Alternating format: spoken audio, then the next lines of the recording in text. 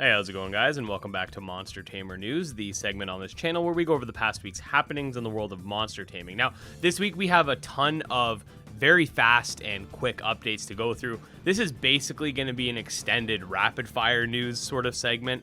The overall monster taming scene hasn't necessarily been quiet, but we don't have any large, extensive updates with the exception of a couple. This actually does kind of work out because I'm finally getting home and getting settled in after my son finally came, so nice and easy sort of casual Monster Tamer news this week. I did have some new games I wanted to add to the segment, but I am going to save them for next week, so I do apologize for that.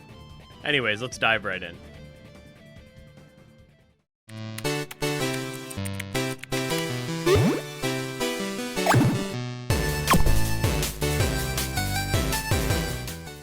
Alright, so to start things off, Adore recently updated to version 8, which includes a brand new quick-time event system, which will occur once each map to sort of spice things up a bit.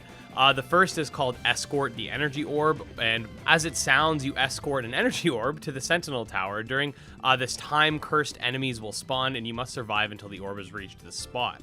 The second is called Activate the Energy Mechanisms, which kind of plays like Hardpoint or Capture the Flag in Call of Duty, where you kind of have to stay in the circle until the energy is filled to the max and sort of defend your post. These exist within 3 different locations.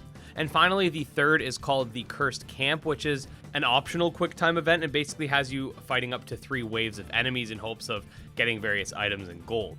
The update also includes the game's Bestiary, an insane difficulty option, the Book of Bones, which is a new item, some balancing adjustments, and various bug fixes as well. Entodrive had a rather significant update to version 0.25, which includes the back sprites for all 153 monsters, some new locations, improvements to the game's RNG, and some new monsters. The new monsters are currently being shown on screen, as well as a full list of monsters in the game and an ability chart. The developer of Demonlocke had a devlog in which he talked about how the game will not actually have any physical text other than numbers. Judging by what I've seen in this devlog, the game looks really good.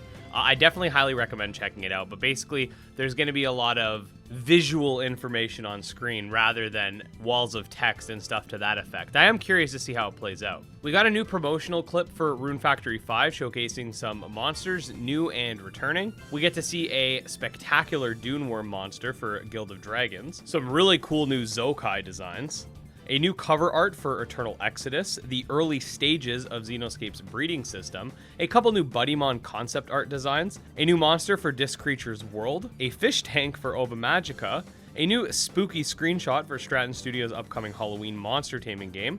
The Ooblets devs are teasing that something big is coming on June 12th. We got a couple of new monsters for Gorit this week, including some exclusive battle testing footage.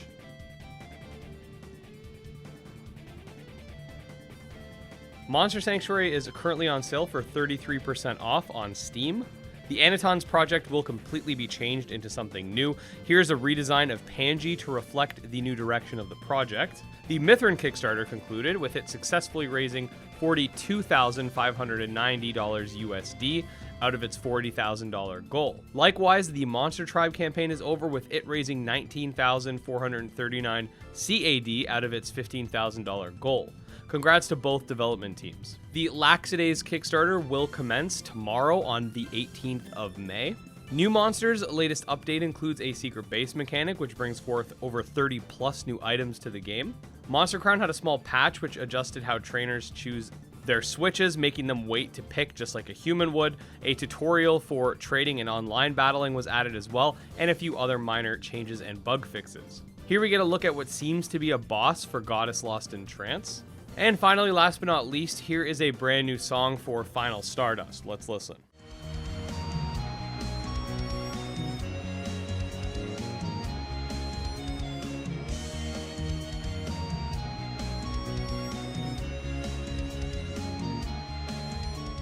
So yeah, guys, like I said, really quick and to the point. I did want to add more stuff to the segment this week, but just coming off the last few days being at the hospital and now having 2 kids to sort of juggle back and forth, I have been adjusting, so it's been a little bit of a learning experience. My first kid's a 1.5 years. We got a new one now. The first one's a little bit jealous of the second one, so we've been having to make sure to give them lots of attention and love. So like I said, next week we'll definitely be back to normal.